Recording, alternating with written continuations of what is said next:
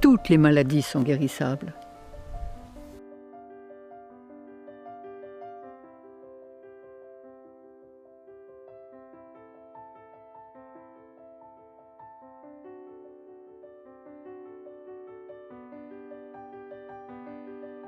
Hippocrate, le père de la médecine, n'a-t-il pas dit aux malades que l'aliment soit ton seul remède et demandé aux médecins de guérir sans nuire?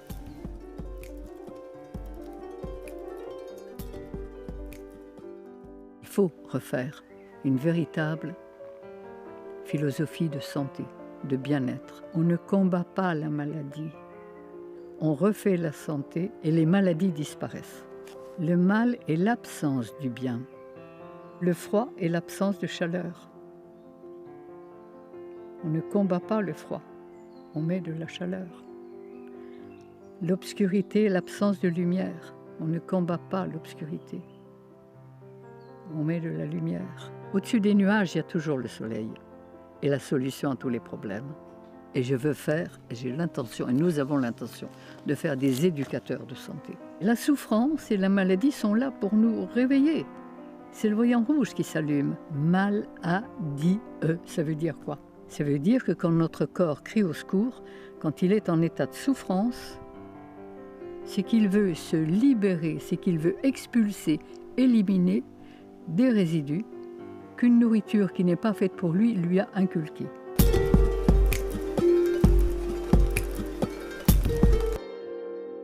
Commencer par donner à notre corps le carburant que son constructeur avait prévu pour son système digestif.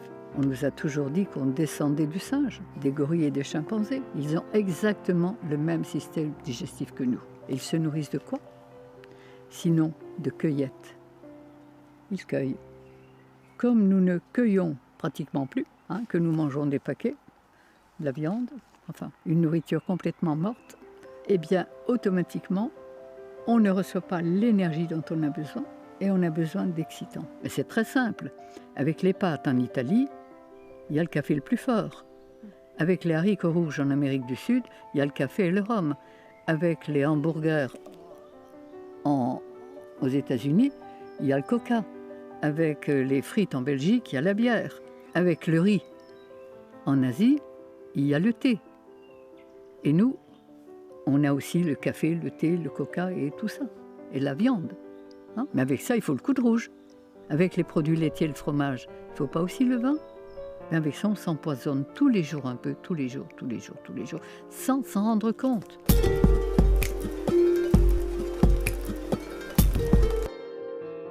Il faut non pas seulement donner à notre corps les aliments qui sont faits pour lui, mais nettoyer les humeurs dans lesquelles les cellules baignent, c'est-à-dire les liquides interstitiels dont la science et la médecine ne tiennent aucun compte. Sur un corps de 60 kg, il y a 40 litres de liquide. Sur ces 40 litres de liquide, on analyse 5 litres de sang, les urines, mais les 35 autres litres dans lesquels baignent les cellules, que les anciens appelaient les humeurs. Pourtant, ils n'étaient pas savants, mais ils savaient. Pas plus qu'il ne suffit de mettre des meubles propres dans une maison sale pour qu'elle soit habitable, mais qu'il faut aussi la nettoyer.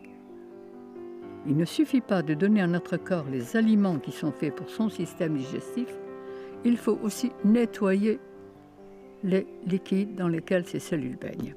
Pourquoi les hommes ont changé leur alimentation? Pourquoi ils ne sont pas restés cueilleurs et qu'ils sont devenus cueilleurs-chasseurs? Les fruits, c'est le sucre. C'est le carburant de notre système humain. Mais comme on n'avait plus suffisamment de fruits, on a cuit des céréales et des féculents. Les fameux sucres lents. Seulement voilà, c'est que le foie humain n'est pas équipé pour transformer les sucres lents. Et que chaque digestion, je devrais dire chaque indigestion de sucre lent, va laisser des mucosités, des viscosités. Ce qu'on mouche, ce qu'on crache, ce sont des résidus de sucre lent. Et ces sucres lents, ces résidus vont passer dans la lymphe. J'appelle ça de la colle en termes de métier. Et il est certain que quand nos cellules bêtent dans la colle, elles ne peuvent pas fonctionner rapidement. En plus, ces viscosités vont calaminer tous les filtres, les reins, par exemple. Et l'acide urique ne pourra plus être filtré à travers les reins dans l'urine, elle va repasser dans le système artériel. Et quand les urines d'un individu sont pâles comme de l'eau, c'est que ses reins sont bien calaminés. Mais il va faire un accident circulatoire, vraisemblablement dans peu de temps. Hémogliase et infarctus et autre chose. Plus les cellules vont baigner dans un milieu empoisonné, plus elles vont demander, aimer, exiger le produit qui fabrique le poison dans lequel elles baignent. Et là, eh bien, on va aimer ou le fromage, ou la charcuterie, ou le jambon, ou la viande. On va en demander et on va être accro. Et on va fonctionner exactement comme un drogué alimentaire que nous sommes tous devenus, plus ou moins. Et quand je demande à quelqu'un de quoi vous n'avez pas envie de vous passer, je sais exactement le point de départ de tous ces problèmes. J'ai l'habitude de dire à tous mes consultants que je risque de les rendre malades pour les guérir. Parce que chaque fois que le corps veut expulser ses résidus, il faut l'aider à le faire. Alors que médicalement, scientifiquement, on empêche le corps d'éliminer. Donc, il n'y a plus de douleur, il n'y a plus de souffrance. Mais au lieu d'éliminer les toxines qu'il voulait éliminer, il les refoule dans ces nappes souterraines et ils ne vont pas rester sans rien faire. Alors, il est bien certain que le but, c'est d'aider, comprendre pourquoi notre corps souffre et l'aider à faire ce qu'il a à faire. Chaque personne est un cas unique et elle va expulser, son corps va tenter d'expulser ses résidus en fonction de sa constitution. Plus il est fort, plus il va expulser violemment, plus il est fragile, moins il va pouvoir expulser, et plus ça sera long et difficile, en fonction du stock résiduel qu'il a accumulé.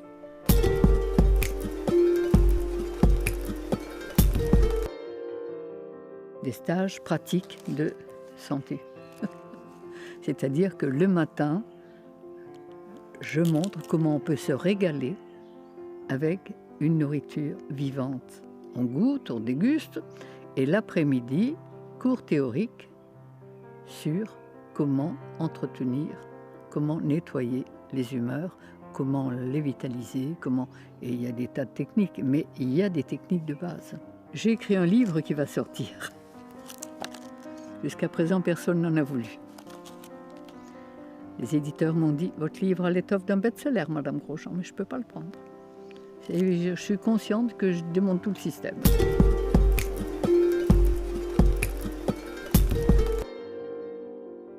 J'étais morte de peur. J'ai été dans la souffrance la plus absolue. Et c'est pourquoi, sachant ce que je sais, j'ai envie de communiquer et que chacun puisse découvrir qu'il peut être heureux, en forme, créatif.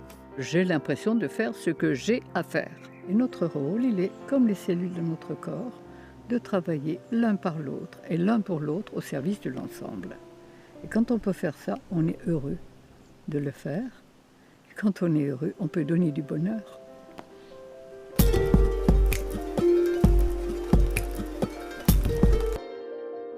Je me suis rendu compte que toutes les maladies sont guérissables. Et quand je vois la transformation psychologique et émotionnelle de tous les gens qui ont changé d'alimentation, qui ont nettoyé leurs humeurs, c'est plus les mêmes. Ils changent de vie et en fonction de ça, les maladies disparaissent. Et qu'elles soient psychologiques, qu'elles soient émotionnelles, qu'elles soient physiques.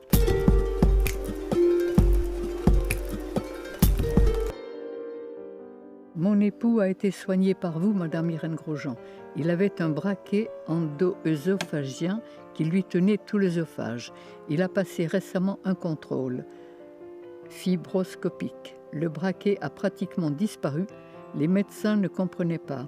Il n'avait jamais vu ça de sa carrière. Mais mon époux a compris que c'était vous qui l'avez guéri. De cela, il aimerait vous remercier, et cela en personne. Si vous pouvez nous contacter par mail ou par téléphone avec mes remerciements, merci de nous répondre amicalement. Voilà. Mais j'en sois tous les jours.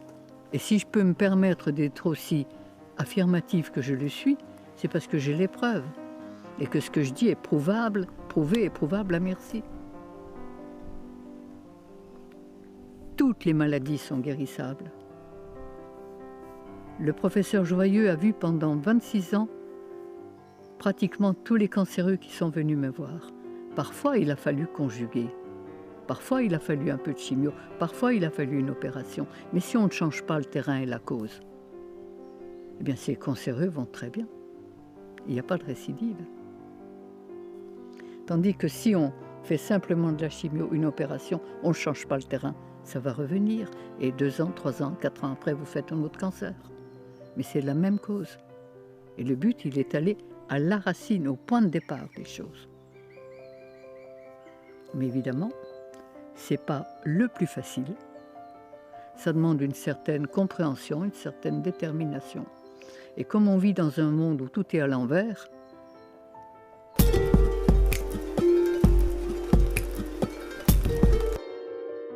et la souffrance humaine, quand je vois toute la souffrance, quand je vois les maladies qu'on fabrique, quand j'entends et que je vois les noms de maladies, je respire abondamment. Mais ce n'est pas les maladies qu'il faut guérir. Vous soignez une maladie, médicalement, comme les médecins l'ont appris. On empêche le système d'élimination de fonctionner. Il ne fonctionne plus, mais au lieu d'éliminer les résidus, il les enferme. Et quand il y a trop de résidus dans les liquides interstitiels, dans les liquides dans lesquels baignent les cellules, ils pénètrent dans la cellule. Comment voulez-vous qu'ils fassent autrement? Et quand les résidus pénètrent dans la cellule, soit ils déprogramment le cerveau et on fait quoi? Un cancer. Soit ils le sclérosent, on fait un diabète ou une sclérose en plaques. Soit ils le paralysent, on fait un Parkinson. Soit ils le déconnectent, on fait une folie meurtrière ou suicidaire ou un Alzheimer. Et on fait toutes les maladies du monde en étant soigné comme on l'est. Lorsque j'étais enfant, il y a 80 ans, eh bien, un cancer, on n'en entendait pas parler. Il n'y en avait pratiquement pas. Des obèses, je me souviens, dans une ville comme Épinal, puisque je suis vosgienne, il y en avait une. Elle était le côté curieux de toute la ville. À l'heure actuelle, il y a 400 personnes par jour en France qui meurent de maladies cardiovasculaires. Bien soignées, d'accord, mais ils meurent quand même. Il y a un cancer sur 2 personnes et demie, m'a dit un professeur de cancérologie très connu. Il y a des diabètes en pagaille. Enfin, des maladies, il y en a de tous les côtés. Maladie de Lyme, on en invente toujours de nouvelles. Et il y a de plus, et on est malade de plus en plus jeune. Des dépressifs, des suicidaires. Quand j'étais enfant, il y a eu un suicide dans un village de 1000 habitants en 20 ans d'existence. J'y suis allée il y a quelques années, il y avait eu 4 suicides dans l'année. Et c'est là où, évidemment, on se rend compte qu'on marche totalement à l'envers. Mais cela a des raisons précises.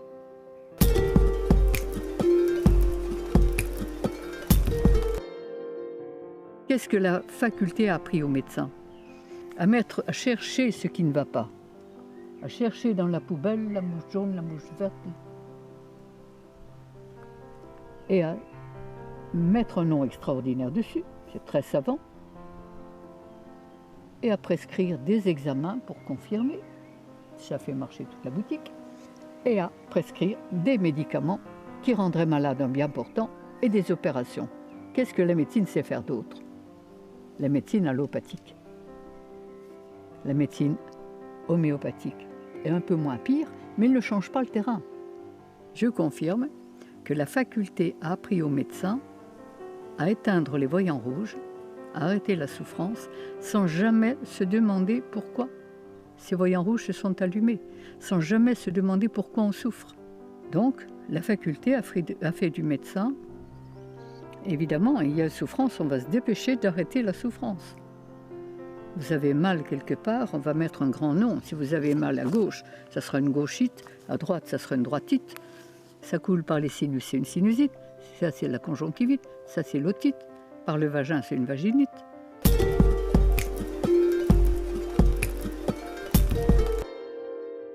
Je suis passée en correctionnel, j'ai été appelée par l'ordre des médecins. Et quand l'ordre des médecins m'a appelée, c'était un bon vieux médecin d'Avignon et qui m'a dit « Madame Grosjean, si vous n'aviez pas la popularité que vous avez, il y a longtemps qu'on vous aurait fait un procès. Et si on ne vous le fait pas, c'est uniquement parce que si on vous le fait, on va encore développer votre publicité. »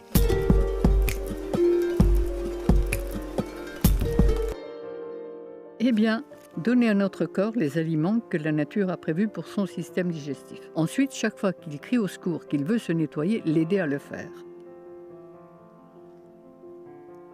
Et ça, la véritable médecine, elle est là.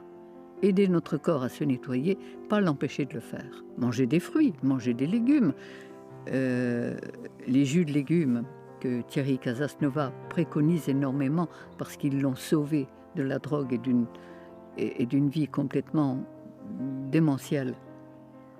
Mais étant donné qu'on est très acidifié, brûlé par l'acide, qui ont brûlé et détérioré nos minéraux, les jus de légumes vont apporter de quoi reminéraliser. Et comme on ne mangerait pas assez de crudités, si on a un grand verre, 2 grands verres, 3 de jus de légumes en plus, on va reminéraliser. Mais les légumes n'apporteront pas ce que les fruits apportent. Les fruits, c'est l'énergie. Si vous voulez, on pourrait dire les fruits, c'est l'essence du moteur. Les légumes, les sels minéraux, c'est l'entretien de la carrosserie.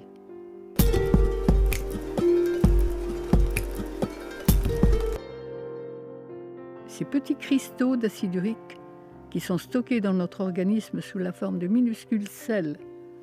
Tournez la tête comme ça. Sentez s'il n'y a pas une carrière dans la nuque là. Mais c'est des cristaux d'acide urique.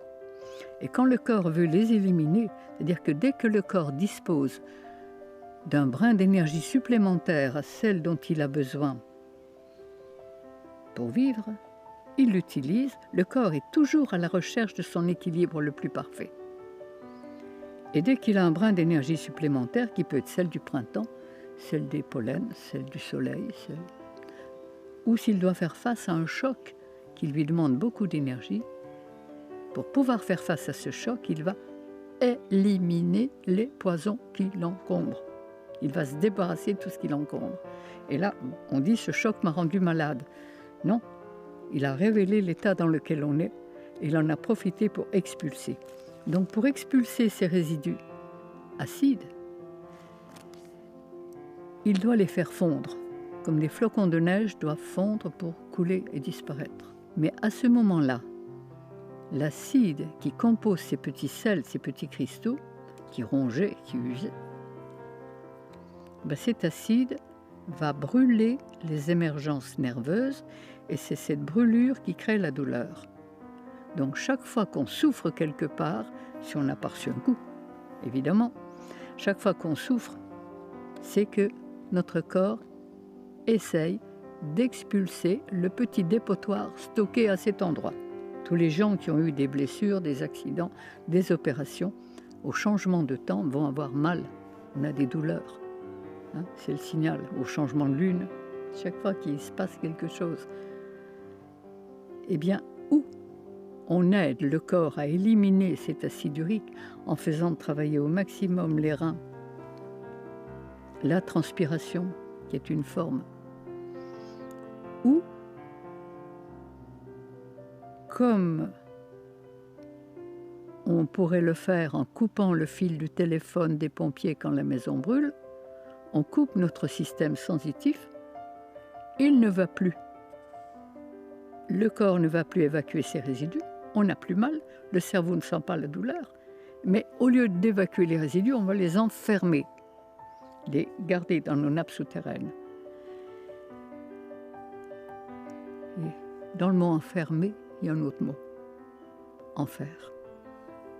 Et là, on va aggraver notre état de souffrance.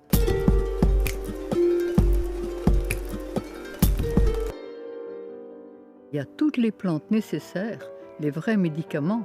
La pharmacie du bon Dieu, c'est les plantes. Quand vous pensez que l'ortie verte qui pique, cette horrible plante, c'est la plante la plus antidépressive que je connaisse. Faites une cure de jus d'ortie et vous verrez. Le chardon-marie qui pique là, ça va décoller les viscosités. Les feuilles de ronce, ça va décoller les viscosités. Mais toutes les plantes sont là à portée de la main.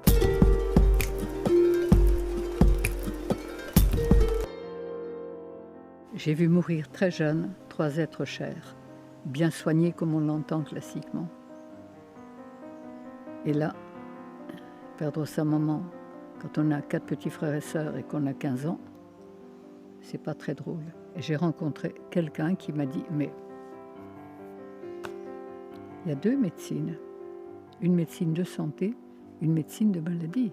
On a découvert, on a pratiqué, mon mari et moi, on était mariés à l'époque, et on s'est rendu compte qu'il y avait un autre chemin de vie. J'ai fait un doctorat en naturopathie il y a 60 ans. Quand j'ai découvert ces choses, j'avais une boutique de prêt-à-porter, j'avais un atelier de couture et j'adorais ça. Et 15 jours après, mon mari m'a dit « Dépêche-toi de vendre ta boutique, tu n'en feras plus rien ». C'était vrai, j'avais découvert ce que je cherchais depuis toujours. Le moyen d'être heureux et en bonne santé. Et là, j'ai commencé à travailler, comme tous les naturopathes, avec une alimentation végétale, mais cuite. On n'avait pas encore compris l'essentiel. Puis, au bout de 15 ans de naturopathie, que l'on croyait évidemment qui nous avait déjà apporté beaucoup, eh bien, mon mari, qui avait de l'asthme depuis qu'il était enfant, et qui avait été beaucoup ventoliné et théophiliné, est mort d'une insuffisance cardiaque à 44 ans. Et ça a été l'élément qui m'a permis d'aller plus loin et de me dire que l'alimentation, c'était une chose, mais que ce n'était pas suffisant. Il y avait quelque chose qui nous avait échappé. C'est la mort de mon mari à 44 ans qui m'a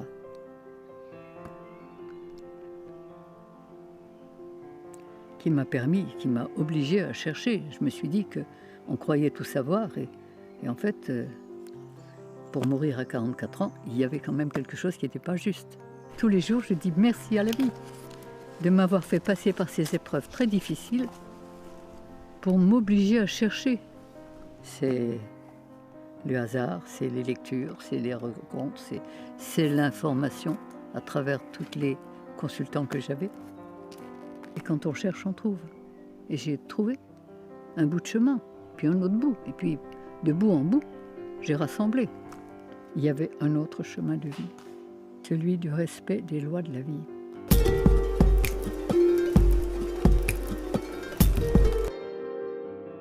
Avec un certain médecin suisse qui me connaît depuis plus de 20 ans, et qui, quand il m'a découvert, il m'a dit « Je veux travailler avec vous ». Il a acheté 23 hectares de désert au Maroc.